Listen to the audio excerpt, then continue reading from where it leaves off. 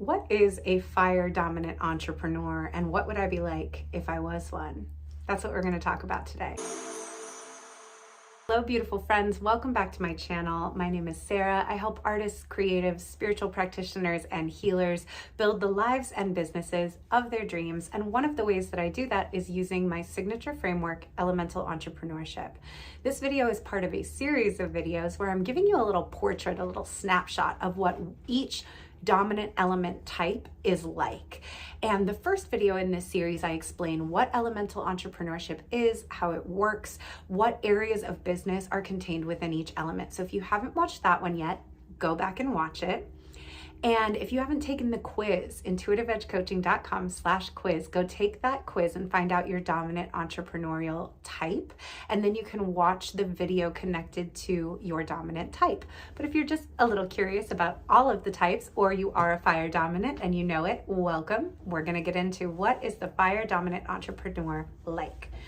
Now, the first thing I want to tell you is that in terms of private clients, people who come to work with me one-on-one, most of my private clients are fire dominant or water dominant, but fire dominant is the most common thing I see among people who come to work with me one-on-one. And it might make sense why as I get into this portrait a little bit.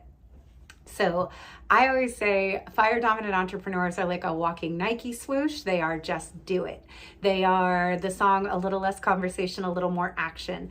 Your speed of moving from idea to implementation is faster than any other type. You're the kind of person who has an idea, goes to Canva, whips up a graphic, puts it on social media, and you're selling it. You might have no plan for how you're going to deliver the product. You just go idea, action, boom. Let me get out there. Let me see if it works. You are not afraid to take messy, imperfect action.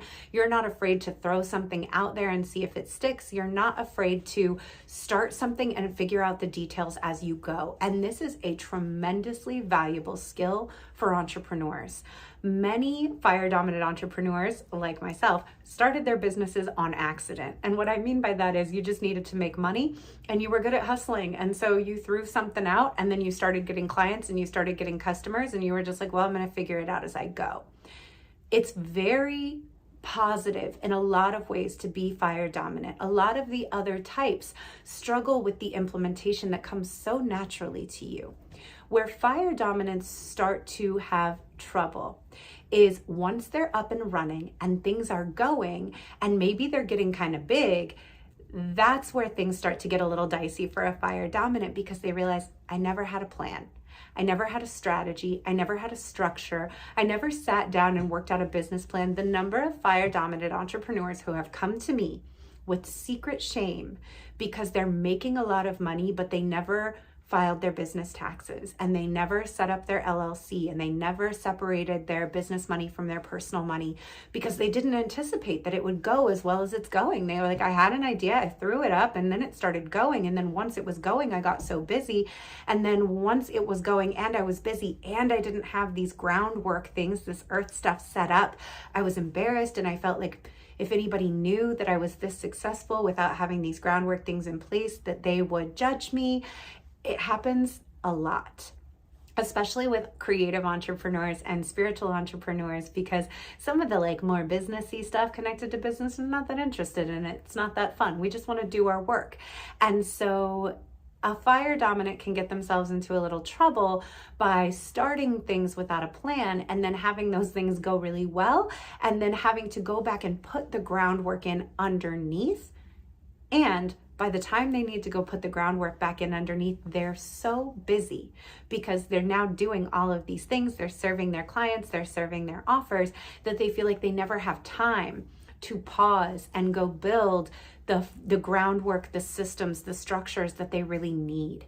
The other place that fire dominant entrepreneurs get stuck is when it's time to scale because they never had a plan. So they just started and now they do everything themselves. And all the steps for how to do everything in their business only lives in their head.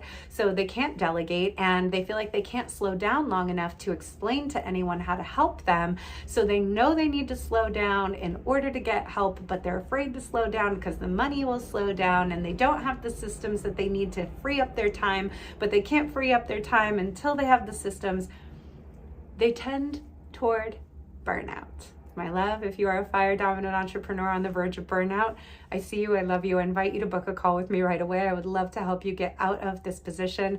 It is one of my specialties. I've seen it before. There's nothing you can tell me that will shock me about how far you've gotten in your business with no structure. It happens a lot. So that is a little portrait of a fire dominant entrepreneur. So you can see how what a fire dominant really needs is some earth. We need some plans, we need some structure, we need some groundwork, we need some SOPs, we need our contracts, we need our bank accounts, we need our budgets, we need our tax person, we need systems that allow us to delegate. We need sustainability. We need to be able to do this work for a long time without burning ourselves out or wanting to just like blow our business up and leave the country because we don't want to work anymore. So we really need that earth to be in place. The other thing I find that my little earth dominant or my little fire dominants need a lot of the time is spirit. And that's a sneaky one because sometimes what's underneath this constant hustle is a lack of faith. And when I say a lack of faith, what I mean is feeling like the only thing you can really trust is your own work. The only thing you really trust is hustle. The only thing you trust is effort, right? This is coming from hard work versus belief that it could potentially be easy. You could allow yourself to receive support. You could let other people show up for you. You could be just as successful or maybe even more successful without doing everything yourself and without working as hard. And sometimes a fire dominant entrepreneur struggles to believe that that's true. So there may be a need for some spirit work in there as well. So that's a little portrait of what a fire dominant entrepreneur is like. If you're a fire dominant entrepreneur, leave a comment below and let me know if this was helpful for you. And if you are interested in doing some work together on this, whether it's one-on-one or in my membership, the Elemental Entrepreneurship Coven, all of the links for that are in the show notes below. And in the next video, we are going to get into the water dominant entrepreneurial type. So make sure you check that one out. Thank you so much for being here. Like, share, subscribe, all the good things. Okay, love you, bye.